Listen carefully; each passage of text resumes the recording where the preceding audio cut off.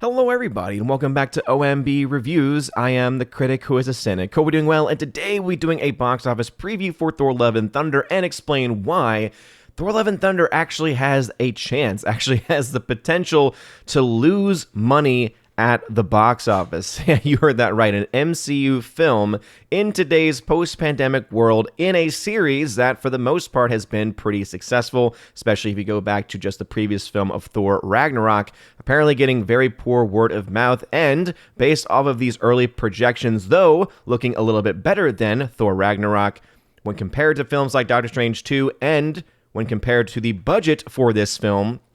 Danger could potentially be ahead for Thor: Love and Thunder. But before we go any further, though, please make sure you smash that like button, lap that fire button if you're watching over on Odyssey, and also make sure that you are subscribed to the channel with that bell notification. That way you know I can never get through it all the way. That way you know every time a new video or live stream goes live on the channel. So first, let's start off with the latest of box office projections. This is from Box Office Pro, which do their own projections. So there's the industry projections, right? The things that come out from the studios, things that come out from the so-called experts.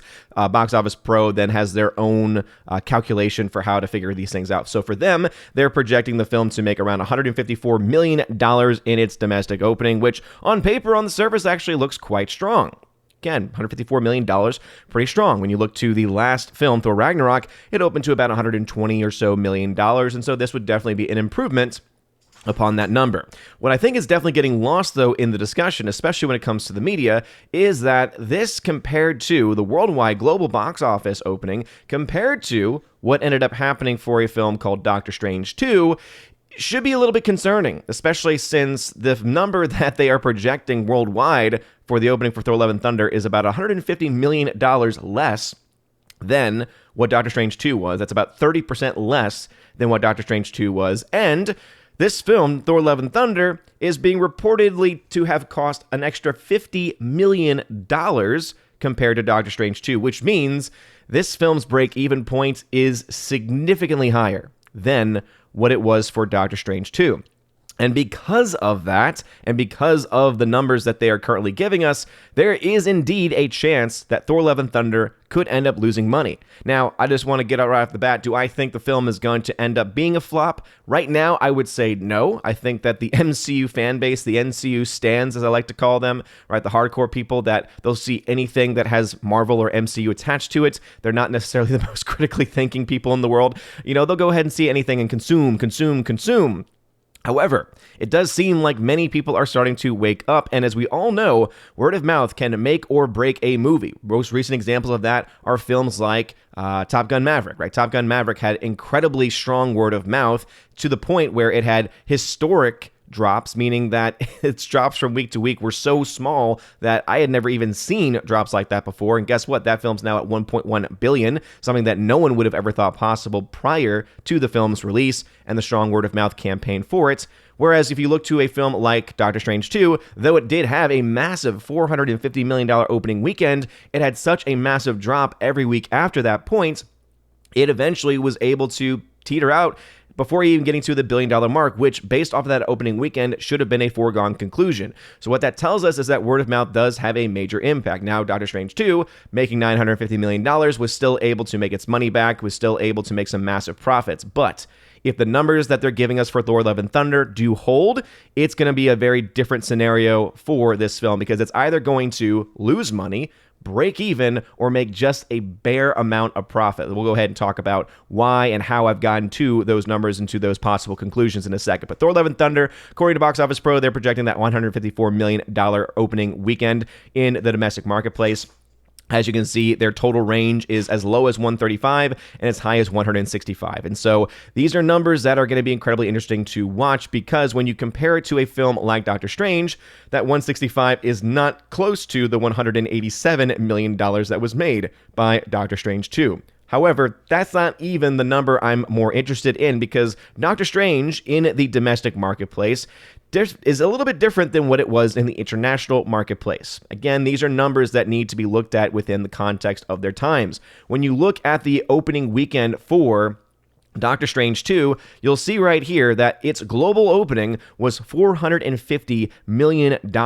So that was a much higher number than what they were projecting to happen, which, hey, that means that theoretically Thor Love and Thunder could also have a much higher opening weekend than what it was seen for Doctor Strange 2 or what they are projecting right now for Thor Love and Thunder.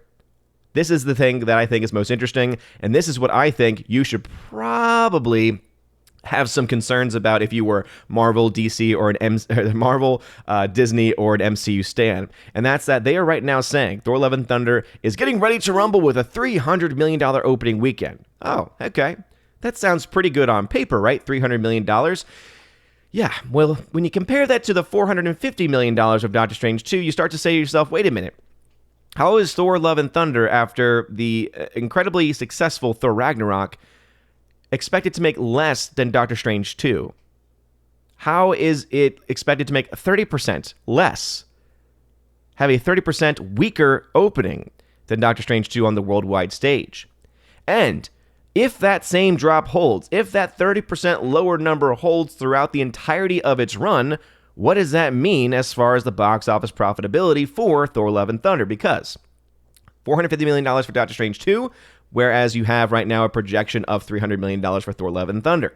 If that number holds, right, if the number of 30% lower holds by the end of its run, so of course we'll be following this week to week, we'll be comparing the weekends of Thor Love and Thunder versus Doctor Strange 2. I think that is definitely the most fair comparison, seeing that they are coming out and came out rather around the same time, post-pandemic period, all this other stuff that's going on. But what's going to happen if that 30% holds? Well, take a look at what Doctor Strange 2 is currently looking at as far as its total box office. Right now, it's at $948.6 million. I'll go ahead and try and update this just to see if it has updated at all in the last few days. Actually, it's been readjusted to be down. So 947. This movie is going to end up probably just crossing the $950 million mark. That's a strong number. Again, this film cost $200 million. This film ended up making a pretty nice amount of profit to boot. However, it had that massive $450 million opening weekend. Now, $300 million from Thor, that's going to be pretty strong, right? For most people, you're looking at that and say, hey, yeah, that's a pretty strong number. What are you trying to get at here, Odin? Well, that 30% difference is what I'm trying to get at. So, Doctor Strange 2, $450 million opening weekend versus Thor 4's projected $300 million opening weekend, 30% less. If you take this number right here and say, okay, what if Thor 4 does 30% less across the board? You know, what if the end result is also 30% less from Doctor Strange 2? Well, then that would put their number around, what, $650 or so million, which you might say to yourself, hey, guess what? That's $500 million, a little more than $500 million. That sounds pretty great. Now we have to get back to that projected budget for Doctor Strange and Thor Love and Thunder. So Doctor Strange's budget was $200 million. However, what we're getting from IndieWire is that Thor Love and Thunder's budget was $250 million, meaning the break-even point for Thor Love and Thunder is $625 million. Now, if you were listening just now, you might have heard of yourself, wait a minute, you just said that it's about 30% less, right? So if you compare Doctor Strange 2, opening weekend 450 to the projected 300 million, about 30% difference there. Okay, so if the $650 million is 30% less than the 950 that of Doctor Strange 2, wait a minute.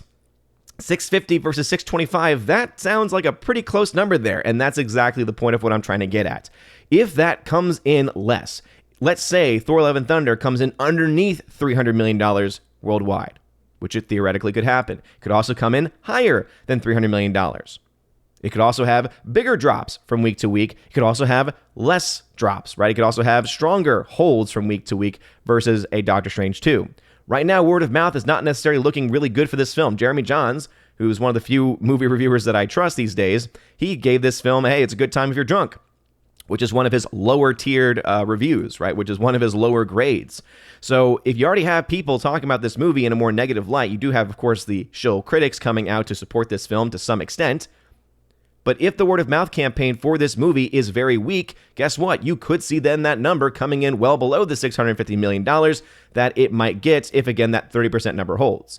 Now, keep in mind, the movie could end up performing much better than what Doctor Strange did from week to week. That could theoretically still happen, meaning that that number could be a lot higher than 650. The point of this video, and the point of what I'm trying to say here is that right now, there is indeed a scenario, and not a very small scenario. I would say right now it's a 75% chance the film makes its money back and makes a pretty decent amount of profit, and a 25% chance that the film ends up right around the break even / losing money. We'll have to wait and see what those numbers are tonight. So tomorrow, sometime in the afternoon, they'll release the Thursday evening box office numbers, and we'll compare those to Doctor Strange 2 because that will tell us where this film is standing. Because if this film is matching up against Doctor Strange 2 and is still about 30% or so behind that of Doctor Strange 2 worldwide, that is major. If it ends up being a higher percentage behind, that could spell even greater danger because they spend so much money on these projects. Disney wastes so much money on these projects. We already saw this with Lightyear, for instance. This is a movie that's going to lose easily $150 million for Disney when all is said and done.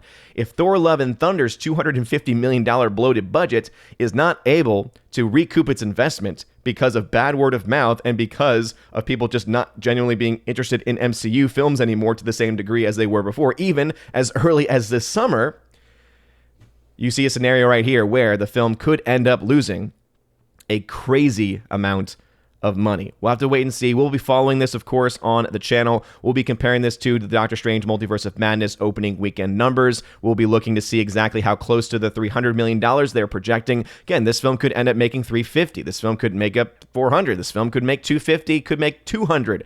I think that $300 is probably the more likely of the scenarios. When you come to the box office projections, right, sometimes they're all over the place. And let's just be fair, Deadline and other box office prognosticators, they have been really wrong the last several months, right? If you look to Lightyear, for instance, they well over-projected that film. When you look to Minions, they very much under-projected that movie. So you could still see one or the other with this film. But based on the fact that there's right now some pretty bad word of mouth for this movie, of it just being a complete hot mess, of basically Taika Waititi basically getting a little bit too full of himself, trying to, continue to throw so much comedy into his movies to the point where now people are starting to say, okay, this is kind of funny, but where's the story? Where's the good movie?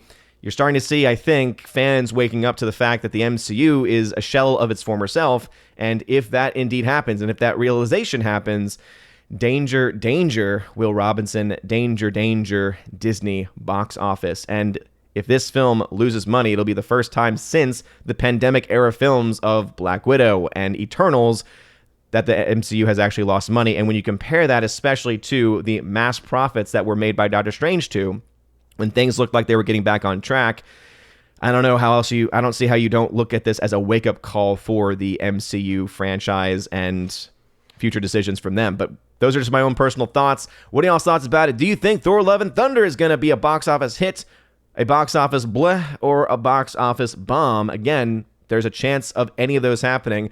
A lot of it's going to depend on its opening weekend, how it compares to Doctor Strange 2, what we see from that week 2 drop-off. Does it drop the same, right, 65, 67% like Doctor Strange 2 did? Does it drop massively as well in the international marketplace too? Does it have strongholds instead? Who knows? Again, these are all numbers that I can talk about and try to project and try to predict, but ultimately, I'm a numbers guy, and I like to have the actual numbers in front of me. And so until I have those Thursday numbers and then can actively compare those to Doctor Strange 2 or other films like it, we're going to be having to wait and see. And it's going to be an interesting weekend to say the very least. But let me know your thoughts about all of this in the comment section down below. If you like this video, smash that like button, slap that fire button. Honestly, y'all all amazing and beautiful people. Hope you all have a wonderful rest of your day. And as always, God bless.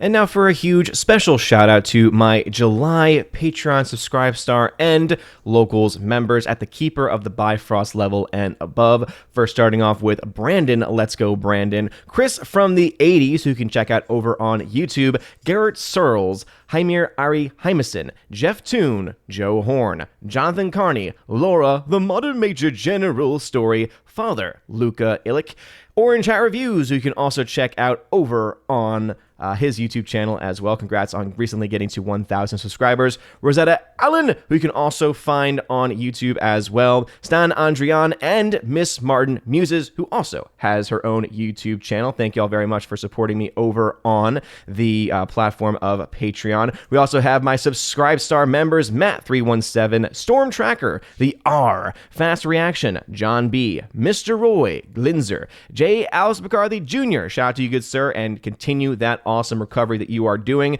Dean Heiss, J-Rod, the Beer Guru, and ZK-Man. ZK-Man, you can find out over and follow him on Twitter as well. And we also have my Locals members. We have of course, the lovely and amazing Minnesota hockey fan. How about a hockey player? UAB UAB Mad Dog, Mike Jackson for the win, and Robert Barnes, as well as Brett D90. Thank you very much. And my last supporter, of course, is the amazing Tina B, Empress of the Universe, one of my mods on the channel. Check out her new show with my other Valkyrie, Stephanie B, on her channel, Tina B's channel, which is called Soup to Nuts. Go check that out because it is pretty awesome and fun content. Anyway, that is going to be it for all of my Keeper of the Bifrost level members and above. If you want your name shout out at the end of every video and live stream, please make sure that you check out the top link of the video description. It is w.lo, the Willow link, as I like to call it, and you can find my Patreon, Subscribe Star, etc., where you can get not only shoutouts, but also access to an exclusive podcast that I do with John the Flickpick Flickinger every single month,